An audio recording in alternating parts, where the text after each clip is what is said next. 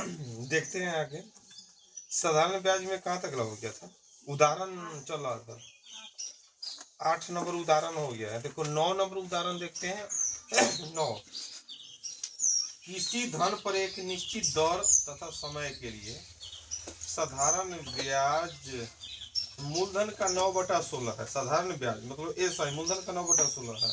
दर और समय के संख्यात्मक मान क्या है, समान है। देखो रेट और टाइम बराबर है और साधारण ब्याज मूलधन का 9/16 है। तो देखो क्या होगा, मूलधन का 9/16, साधारण ब्याज मतलब एसआई मूलधन का मतलब पी का 9/16 के बराबर। साधारण ब्याज मूलधन का 9/16, तो इससे क्या निकलेगा, देखो एसआई बटा में पी 9/16। एक अर्थ हो गया कि मूलधन हो गया 16 रुपया, तो ब्याज कितना हो गया 9 रुपया। और रेट और टाइम दोनों बराबर है, तो बराबर है तो मान लो एक्स, रेट भी एक्स और टाइम। अगर रेट और टाइम, अगर रेट बोल देगा तो जो आएगा, तो मान लो 10 आया, एक्स का मान तो 10%, और टाइम बोलेगा तो 10 आया तो 10 है कि ना। रेट और टाइम दोनों बराबर बराबर है ना, तो ऐसा भी मान सकते हैं रेट और टाइम, रेट x% और टाइम x वर्ष। बात समझ में आया कि ना, एक लाइन में इतना भी मान सकते हैं। अब बोलता है रेट और टाइम दोनों ज्ञात करे, तो रेट और टाइम दोनों ज्ञात करे तो हम कोई फार्मूला लगाएंगे तो रेट टाइम दोनों आ जाएगा। रेट बराबर फार्मूला आता है या टाइम बराबर ना, या सबसे सही है एसआई बराबर क्या फार्मूला होता है, पी गुना आर गुना टी अब बटा में 100। अगर ये फार्मूला कोई नहीं आता तो ई तय करता है। तो एसआई का मान 9 है, पी का भी मान कितना है तुम्हारा 16 है, आर का भी मान x माना है, टी का भी मान x है कि ना, बटा में 100। काटो क्या मतलब है, 4 से अब 25 मतलब है ना। एक्स स्क्वायर बराबर क्या होगा, देखो 225 बटा में 4 है ना होगा। एक्स स्क्वायर बराबर 25 नंबर 225 बटा में 4, तो एक्स का मान क्या होगा 225/4, तो 225 का वर्गमूल 15 और 4 का वर्गमूल 2, तो 15/2। तो बोलता है कि रेट भी निकालो, तो रेट जब निकालेगा मतलब लिखेगा आर का मान, तो लिखेगा 15/2%। टाइम निकालो जब वही लिखेगा 15/2, यहाँ लिखेगा वर्ष।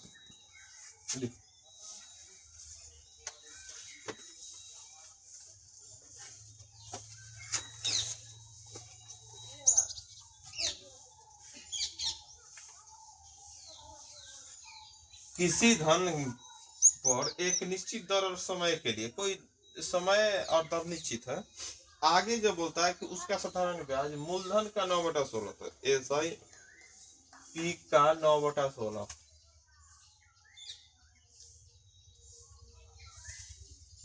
आगे बोलते हैं रेट और टाइम क्या है, बराबर है। तो प्रश्न पूरा दर ज्ञात करो, समय ज्ञात करो।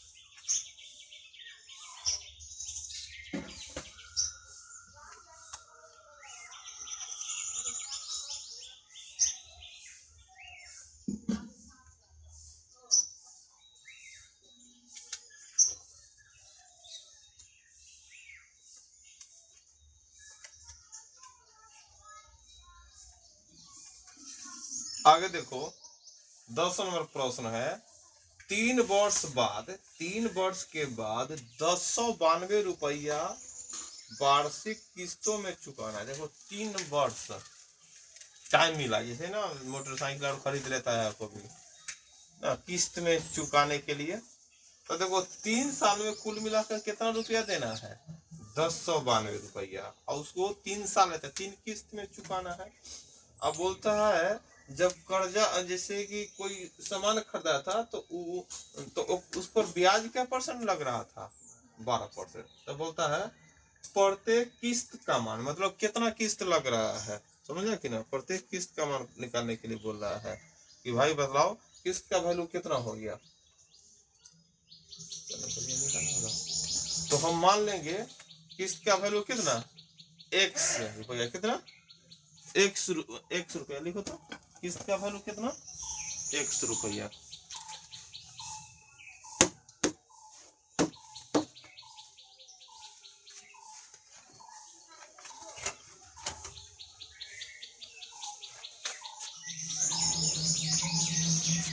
दस नंबर प्रश्न है, वार्षिक किस्त का मान है ना, वार्षिक किस्त का मान 100 रुपया।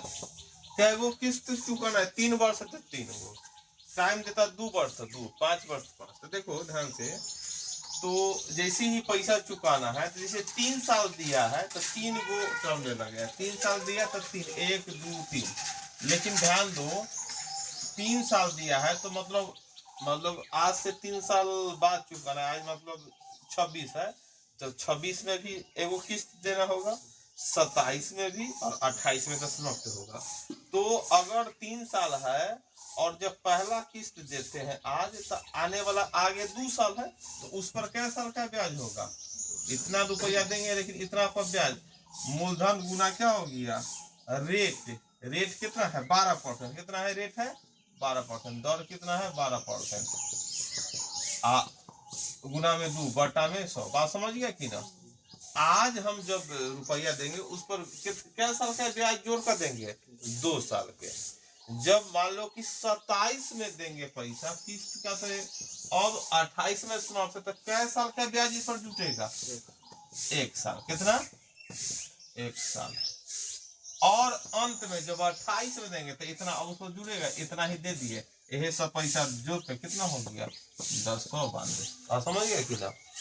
जैसे कि जो भी किस्त का वैल्यू मान लेंगे, या 3 किस्त है तो पहला तो 1 लिख दिए, तो इस पर 2 वर्ष का ब्याज जुड़ेगा, फिर आगे 1 वर्ष का अंत में जो है वो बराबर 10 लगाएंगे। अगर टाइम 4 वर्ष रहा था तो x जोड़ के 3 वर्ष का ब्याज, जोड़ x जोड़ 2 वर्ष का ब्याज, फिर 1 वर्ष का ब्याज, अंत में x, मतलब 4 गो टर्म, 4 है तो 4 टर्म, अंत में x हो जाएगा। बात समझ गया कि ना। अगर 5 वर्ष में 5 किस्त में सजाना रहेगा तो x जोड़ 4 वर्ष का ब्याज, क्या आगे, फिर x जोड़ 3, x जोड़ 2 वर्ष के बाद, x जोड़ 1, अंत में x बराबर में उतना कर देंगे। समझ गया कि ना।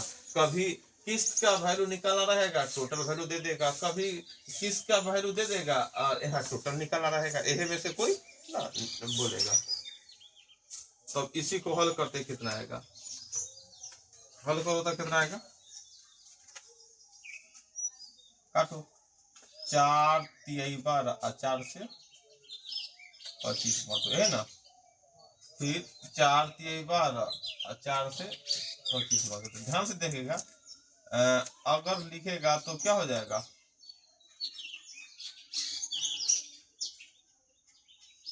अब x x है ना, सब में है, पहले जोड़ है यहाँ, जोड़ होगा x x x, पहले x अकेला क्या होगा 3x, और क्या होगा 3 दूना 6 बटा 25 है ना, और 3x बटा 25 है ना, कुल मिला के कितना 1092। बात समझ में आया कि ना, इतना। अब क्या करेंगे, 25 क्या हो गया, लॉस हो गया, 25 क्या हो गया, लॉस। तो क्या हो जाएगा, 25 के 75x, 6x है ना, 25 यहाँ पर 3x बराबर 1092।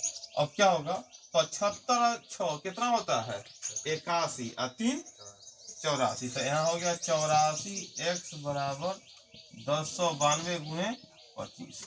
अब 84 से 1092 में भाग लगा, क्या मरतबे, एक मरतबे 84 ना, इन्हें तक करता हुआ ना, तो एक मरतबे 84 उतरा के 9 में से 4 गया 5, 8 में से 10 में 7 गया 25, अपन चरका के पहरा में 2 क्या आएगा, 4 3 12 ना, 4 3 12 हासिल 8 से 25, मतलब 3 मरतबे, मतलब 13 मरतबे कट गया, तो 25 से गुना करो ना, 25 से 75 के 5 हासिल 7, अब 25 है 25 है 7 32, मतलब x का मान आ गया 325। तो वही तो माने थे किस्त का वैल्यू कितना आ गया 325।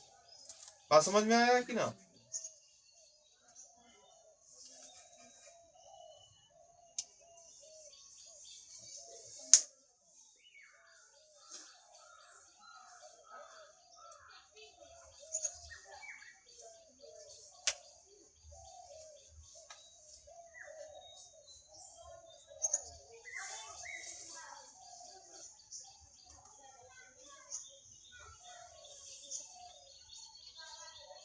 आगे कल परसों बंद रहेगा, परसों मंगल बुध 2 दिन बंद रहेगा, बृहस्पति।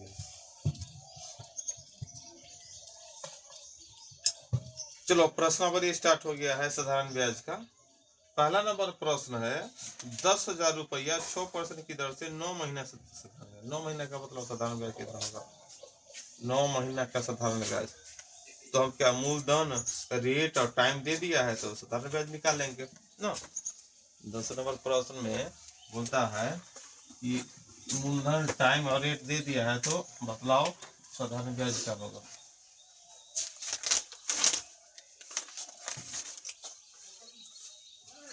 एक नंबर हिसाब है P बराबर 10,000, P बराबर 10,000, R बराबर 6% और टाइम कितना है 9 महीना। कितना है 9 महीना।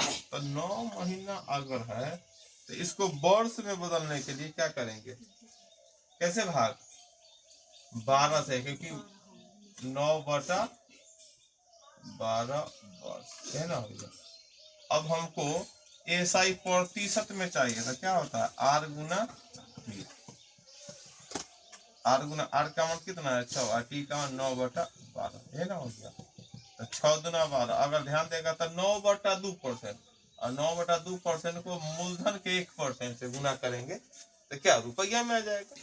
तो कितना है 10,000 का 1% क्या होगा, 2 शून्य कटेगा या 2 अंक के बाद दशमलव, मतलब 100 ना आ गया। 100 आ गया क्या मतलब है 50, मतलब 450 रुपया क्या हो गया ब्याज हो गया। 450 रुपया ब्याज हो गया। 450 रुपया ब्याज हो गया।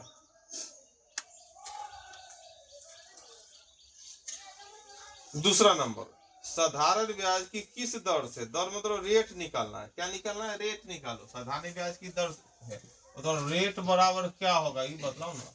रेट बराबर क्या होगा 3 वर्ष में, 3 टाइम दे दिया कितना 3 टाइम दे दिया 3 वर्ष में 4500 रुपया का मूलधन 54, मतलब मूलधन है 4500 रुपया और मिश्रधन मतलब अगर किसी को 4500 हम किसी से कर्जा लेते हैं तो वो 3 साल के बाद कितना हमको चुकाना पड़ जाता है 5400 रुपया, मतलब कुल मिलाकर मिश्रधन इतना। तो बतलाओ अब इसमें रेट निकालना था। रेट निकालने के लिए क्या फॉर्मूला होता है एसआई गुने 100 बटा में पी गुना टी है ना। तो यहाँ तो रेट में एसआई का मान मालूम नहीं है। एसआई कितना होगा, मिश्रधन दे ले है मूलधन मालूम है तो घटा देंगे। एसआई बराबर क्या होगा मिश्रधन में से मूलधन घटाएंगे तो क्या 5400 माइनस 4500 कितना आ गया 900 रुपया। कितना 900। अब तो हम रेट निकाल सकते हैं ब्याज गुने में 100 बटा में ई गुना में टी। तो देखो ब्याज हो गया 900 गुना में 100 बटा में पी का मान कितना 45 और गुना टी का मान कितना 3, इतना ही ना हो गया। देखो 9 5 ये 45 5 मतलब क्या मतलब 20/3। तो 20/3 को अगर तू चाहेगा पूर्णांक में तोड़ेगा तो 6.2/3%, 6.2/3%। साधारण ब्याज की किस दर से 3 वर्ष में 4500 रुपया हो जाता है 5400। तो दर का मान निकाला था, दर हो गया तुम्हारा कितना वाट, दर को मान ली क्या वाट। 3 वर्ष तक टाइम हो गया 3 वर्ष 4500 रुपया, मतलब पी 4500 है तो हो जाता है 5400। तो हल कर दिए तो ऐसा ही बराबर क्या होगा ए माइनस पी, 5400 माइनस 4500 तो हो गया 900 रुपया। तो रेट बराबर एसआई गुने 100 बटा में पी गुना टी आ गया हमको कितना 20/3 बराबर 16.2/3।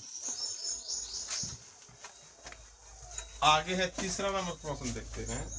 किस धन का, धन का मतलब मूलधन निकालो, किस धन का 3.1/3% की दर से 5 वर्ष में मूलधन हो जाता है कितना 700 या 7000। तो देखो यहाँ निकालना है किस धन का, मतलब पी का मान क्या होगा रेट है 3.1/3 मतलब क्या लिख सकते 10/3% है ना। टाइम कितना है 5 वर्ष, तो 5 वर्ष में मिश्रधन हो जाता है 7000। तो ए बराबर कितना हो गया 7000 रुपया है ना। तो प्रश्न पूछ रहा है धन निकालो। चलो निकालो ना तो होल वैल्यू का उल्टा याद आया, मिश्रधन दे ले है मूलधन, तो आर गुना टी होल वैल्यू का उल्टा गुना करवा देंगे तो मूलधन एक लाइन में आ जाएगा ना। और नहीं तो क्या पी जोड़ एस आई बराबर 7,000 ना, पी जोड़ एस आई के मान जोड़ेंगे तो आएगा। तो हम लोग क्या करेंगे, एस आई परसेंट निकालने के लिए क्या करते हैं, आर गुना टी है ना, आर गुना टी परसेंट में क्या होगा, आर का मान है 10/3 अगुने टी का मान 5 है ना है, तो कितना हो गया 50/3% है ना। अब परसेंट को बटा में लाएंगे तो क्या हो जाएगा 100। अब होल वैल्यू देखो कितना हो गया, बटा में हो गया 300, तो जोड़ ऊपर, तो 300 नीचे ऊपर बचा 350/300, यही तुम्हारा क्या हो गया होल वैल्यू 300 पर। काट का भी जोड़ सकते थे या जोड़ का भी, अभी काट 250 से 7/6, अगर 50 से काटेगा क्या आ जाएगा 7/6। अब ध्यान दो, अब हमको क्या करना है, हमको निकालना है मूलधन। मिश्रधन, मिश्रधन मतलब ए गुने होल वैल्यू का कौन सीधा कि उल्टा गुना, उल्टा गुना है कि ना होल वैल्यू। तो ए का मान तो हो गया 7,000, क्योंकि मिश्रधन दे रहे मूलधन पीछे की तरफ बढ़ना तो उल्टा गुना, तो 300/350 से ना हो गया। अब देखो ध्यान से, 1 0 से 1 0 कट जाएगा, तो 35 दूना 70 आएगा, सुनना 20 मरतबे, तो 2 तिया 6 पर क्या है 3 शून्य, मतलब मूलधन कितना रहा होगा 6,000, मूलधन कितना रहा होगा 6,000, मूलधन बराबर 6,000, मूलधन बराबर कितना रहा होगा 6,000।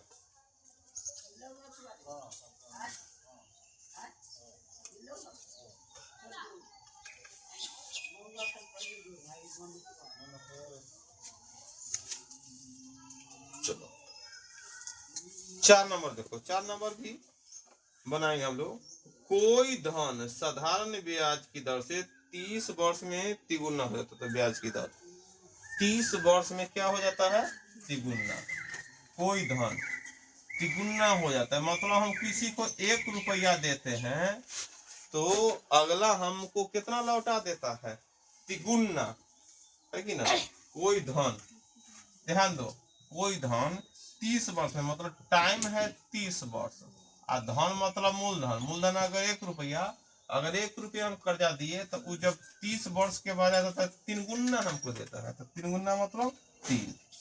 तो बोलता है रेट निकालो, क्या निकालो रेट, रेट बराबर वाट ना, दर निकालो ब्याज की दर।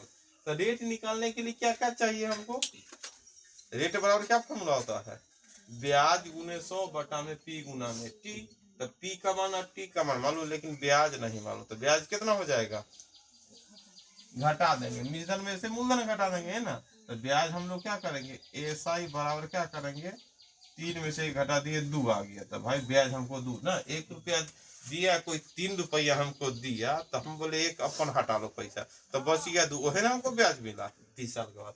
अब को हमको रेट निकालना है, रेट बराबर क्या होता है ब्याज गुने में 100, एस आई गुने में 100 बटा में टी गुना में टी, एस आई कितना है 2 गुना में 100, और पी का मान कितना है 1 गुना में टाइम कितना है 30। देखो एगो जीरो से एगो जीरो, तो 20/3 आया, यह परसेंट 20/3%। अगर इसको पूर्णांक में तोड़ेगा तो 6.2/3, 6.2/3%, कितना आ गया 6.2/3%, 6.2/3%।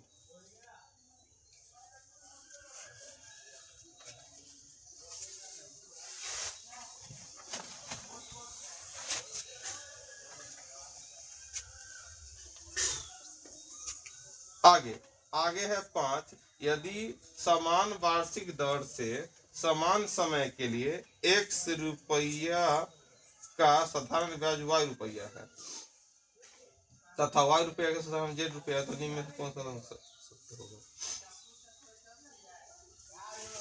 देखो समान क्या है दर, समान वार्षिक दर से समान समय के लिए, दर भी क्या है तुमको समान है और समय भी समान है। मूलधन कितना है 1 रुपया है साधारण ब्याज, मूलधन जब 1 रुपया है तो ब्याज कितना है y, और y रुपया का साधारण ब्याज कितना है तुम्हारा 1 रुपया है।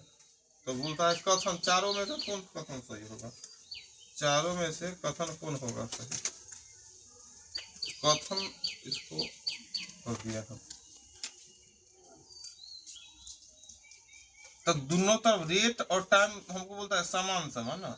तो अगर दौर 5 नंबर में देखते हैं, दौर और समय दोनों में क्या होना चाहिए, समान। तो अगर दौर को मान लेते हैं आर, दौर को मान लेते हैं R%, और टाइम को मान लेते हैं T%, है ना। दौर को मान लेते हैं R, टाइम को मान लेते हैं T। तो देखो ध्यान से, जब पहला क्या लाइन बोला है, समान वार्षिक समय समय के 100 रुपया का साधारण ब्याज, मतलब मूलधन अगर तुमको कितना है 100 रुपया, तो ब्याज कितना है, ब्याज है Y रुपया, है ना। और दूसरा कंडीशन में क्या है, Y रुपया के अनुसार, मतलब मूलधन है Y रुपया, है ना। तो ब्याज कितना है 100 रुपया, कितना है Z रुपया। तो अब कौन कथन सही होगा, जेड है, जेड है तो कौन कथन सही होगा।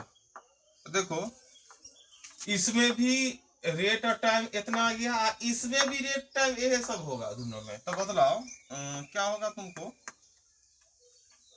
एक ब्याज बराबर क्या फॉर्मूला होगा, मूलधन x दर गुने टाइम बटा में 100। यहाँ क्या हो जाएगा, ब्याज बराबर जेड, है ना, हो गया।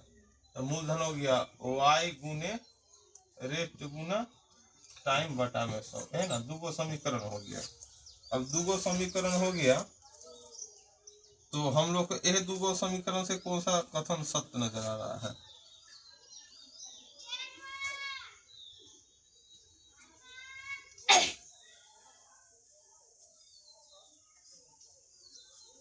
अगर हम ध्यान से देखेंगे तो यहाँ x है, क्या मतलब इन दोनों में मिल कौन रहा है, r गुना टी ना। हम r गुना टी बराबर क्या लिख सकते हैं, 100y बटा में x। इन्हें भी r गुना टी बराबर क्या लिख सकते हैं, r गुना टी बराबर क्या लिख सकते हैं,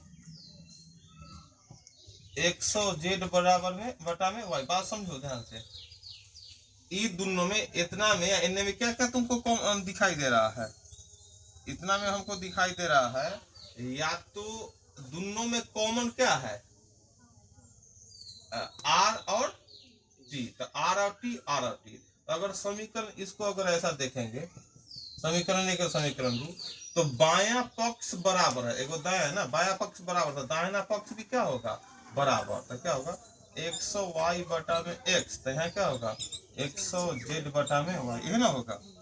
तो अगर हम क्या करेंगे, 100 से 100 कट गया ना, तो क्या हो जाएगा y² बराबर में y² बराबर में z। तो चारों ऑप्शन में हो गया क्या, y² बराबर में z।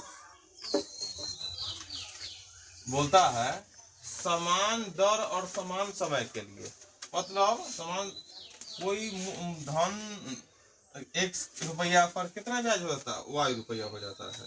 तो हम रेट और दर मान लिए, रेट बराबर 8% है, दर बराबर, रेट बराबर 8% और समय बराबर t।